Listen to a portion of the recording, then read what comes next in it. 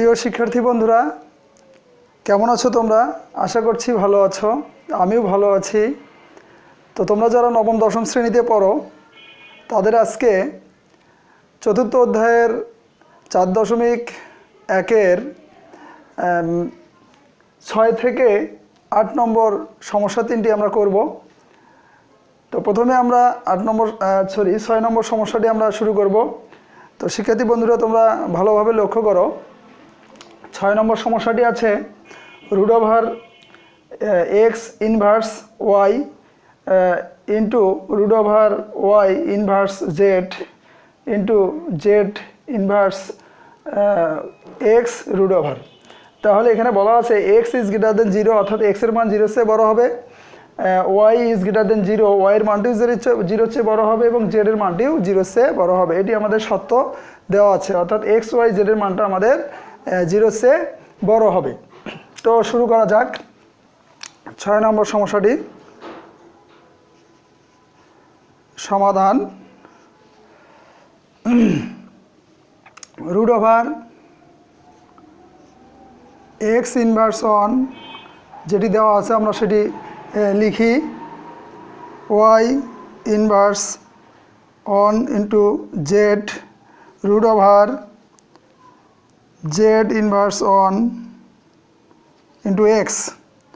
তো আমরা সূত্রেও পড়েছিলাম যে এ ইনভার্স 1 এটিকে আমরা কি লিখতে পারি? এ ইনভার্স 1 অর্থাৎ মাইনাসের জন্য আমরা লিখতে পারি 1 ভাগ কি এ, এটি লিখতে পারি। তাহলে এখানে এক্স ইনভার্স 1 কি লিখতে পারবো আমরা? 1 ডিভাইডেড এক্স রুট ওভার সঙ্গে আছে কি ইন্টু অবস্থায় ওয়াই ইন্টু, ঠিক একইভাবে আমরা ওয়াই ইনভার্স 1কে লিখতে পারবো 1 ভাগ ওয়াই ইন্টু জেড।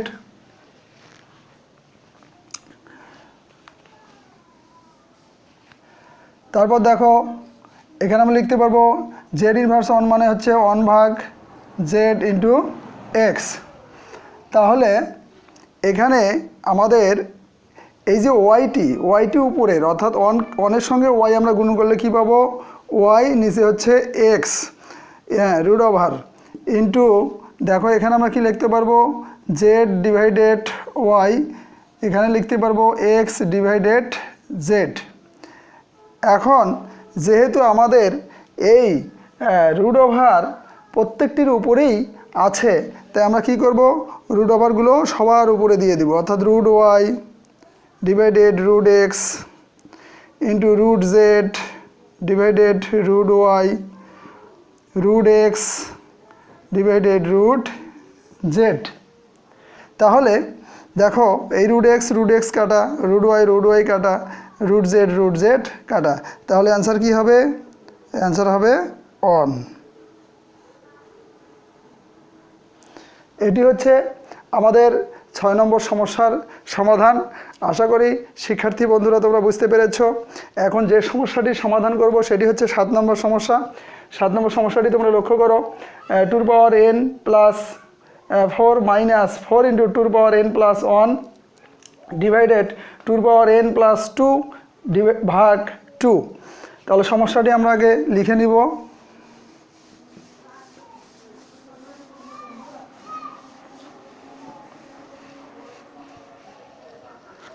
সমস্যাটি লিখে নেই 7। তাহলে 2 পাওয়ার n প্লাস 4 মাইনাস 4 ইন্টু 2 পাওয়ার n প্লাস 1 ডিভাইডেড 2 পাওয়ার n প্লাস 2 ভাগ 2।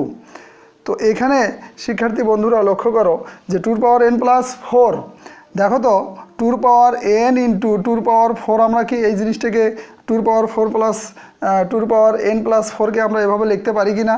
অবশ্যই লিখতে পারি, কারণ দেখো এটা যদি আমরা করি তা আমরা সূত্র পড়েছিলাম এর পাওয়ার m ইন্টু এর পাওয়ার n ইকুয়াল কি লিখতে পেরেছিলাম? লিখেছিলাম এর পাওয়ার m প্লাস n। তাহলে এটাকে আমরা এভাবে লিখতে পারি। এখন যদি আমরা যেহেতু আমাদের ভিত্তি যেহেতু একই, তাহলে আমরা ভিত্তিকে কমন নিলে কি হবে? n প্লাস 4, অর্থাৎ 2 পাওয়ার n প্লাস 4, 2 পাওয়ার n ইন্টু 2 পাওয়ার 4 একই কথা। নিশ্চয়ই বুঝতে পারছো শিক্ষার্থী বন্ধুরা।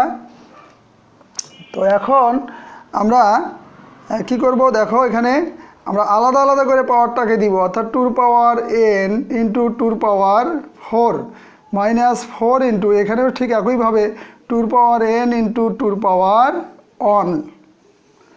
নিচে আমরা লিখব 2 পাওয়ার n ইন্টু 2 পাওয়ার 2 ভাগ 2। এখানে দেখো 2 পাওয়ার n ইন্টু 2 এর পাওয়ার 4 মানে কত হবে? 2 এর পাওয়ার 4 হচ্ছে 2 2 গুণ 4, অর্থাৎ 2 এখানে কয়বার আছে? 2 এর পাওয়ার 4 মানে 2 গুণন 2 গুণন 2 গুণন 2, 2 2 গুণে 4, 4 দুগুণ 8 দুগুণ 16, তাহলে 16 মাইনাস 2 এর পাওয়ার 1 মানে কত? 2 এর পাওয়ার 1 হচ্ছে 2 এবং 4 দিয়ে গুণ করলে হবে 8 ইন্টু 2 পাওয়ার n। নিচে আমরা কি লিখব? 2 পাওয়ার n ইন্টু 2 দুগুণে কত?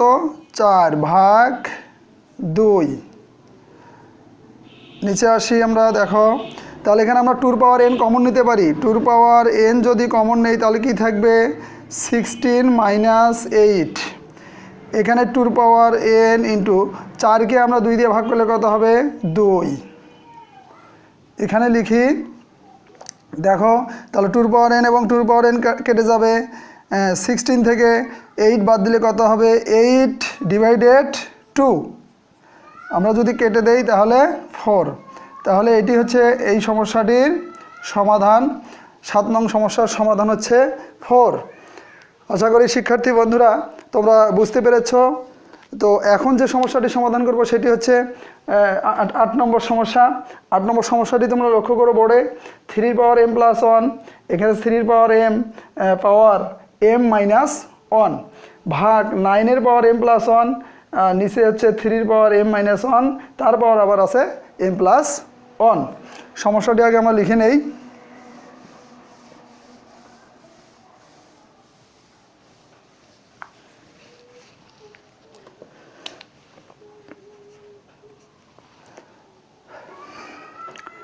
দেওয়া আছে দেওয়া আছে আমাদের 3 পাওয়ার m প্লাস 1 ডিভাইডেড 3 পাওয়ার m হোল পাওয়ার আছে m মাইনাস 1 ভাগ 9 এর পাওয়ার m প্লাস 1 ডিভাইডেড 3 পাওয়ার m মাইনাস 1 হোল পাওয়ার আছে হলো m প্লাস 1।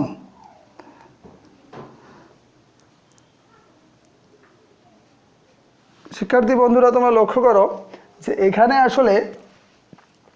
এখানে আসলে দেখো যে আমাদের প্রতিটি রাশির বেস অর্থাৎ ভিত্তি একই। দেখো 3, এখানে 3, এখানে 3, তিনটি রাশির বেস ভিত্তি একই। আমাদের এইখানে ভিত্তিটি শুধু আলাদা, অর্থাৎ এখানে দেওয়া আছে 9। তাহলে আমরা এই 9কে কী করব? এই 3 ভিত্তি আকারে আমরা প্রকাশ করব। তাহলে 3 পাওয়ার m প্লাস 1 ডিভাইডেড 3 পাওয়ার, এখানে আমরা প্রথম ক্ষেত্রে লিখে রাখি, পরে আমরা পাওয়ার গুণ করব, ভাগ 3 পাওয়ার স্কোয়ার দিলে কত হবে? 3 পাওয়ার স্কোয়ার দিলে হবে 9 পাওয়ার m প্লাস 1 ডিভাইডেড 3 পাওয়ার m minus 1 into m plus 1। এখন দেখো 3 পাওয়ার m প্লাস 1, এখানে 3 যেহেতু আমাদের কি ছিল? ঘাতের ঘাত, এর পাওয়ার m তার পাওয়ার ছিল n। এই সূত্রটি কি শিক্ষার্থী বন্ধুরা? এই সূত্রটি ছিল এর পাওয়ার m n, অর্থাৎ ঘাতের ঘাত পাওয়ারের পাওয়ার হলে আমরা কি করব? পাওয়ারে গুণন করব। তাহলে ঠিক এক্ষেত্রে আমরা কি লিখতে পারি? দেখো পাওয়ারে পাওয়ার অর্থাৎ m এর সঙ্গে m মাইনাস 1 গুণ করলে কি হবে? m square minus m divided ভাগ, এখানে দেখো 3 পাওয়ার 2 দিয়ে আমরা m প্লাস 1কে গুণ করব, 2m প্লাস 2 ডিভাইডেড 3, এখানে দেখো m মাইনাস 1 পাওয়ার আছে m প্লাস 1, অর্থাৎ m minus 1 into m plus 1, অর্থাৎ a plus b into a minus b সূত্র, a plus b into a minus b তার সূত্র a square minus b square, অর্থাৎ m square minus 1। এখন শিক্ষার্থী বন্ধুরা তোমরা এখানে লক্ষ্য করো যে এইখানে আমরা এই যে রাশিটি 3m+1 এটিকে ভাগ আছে 3m² মাইনাস m দ্বারা। আমরা যদি এই 3টাকে ভিত্তিটাকে কমন নেই তাহলে এই পাওয়ারটি কি হবে, যেহেতু বেজ অর্থাৎ ভিত্তি আমাদের ভাগ অবস্থায় আছে তাহলে পাওয়ার কি হবে, পাওয়ার অবশ্যই মাইনাস হবে। তাহলে আমরা এই 3 থেকে একটা 3 কমন নিলাম, কমন নিলে কী হবে, পাওয়ার মাইনাস হবে, অর্থাৎ m+1 মাইনাস আমরা যখন m² মাইনাস mকে মাইনাস করছি তখন কি হবে, m² মাইনাসে প্লাস m ভাগ। ঠিক একইভাবে আমরা ডান পাশের রাশি দুটিতে আসি, এখানেও 3 আমাদের বেজ আছে, একই আমরা 3কে কমন নিলাম, নিলে কি হবে 2m+2 মাইনাস এই পাওয়ারটি মাইনাস হবে, তাহলে মাইনাস m² মাইনাসে প্লাস 1 এটি হবে। এখন যোগ বিয়োগ করবো আমরা পাওয়ারগুলো, 3 পাওয়ার কত হবে, m এবং m প্লাসে প্লাস, তাহলে 2m+1 মাইনাস m² ভাগ 3।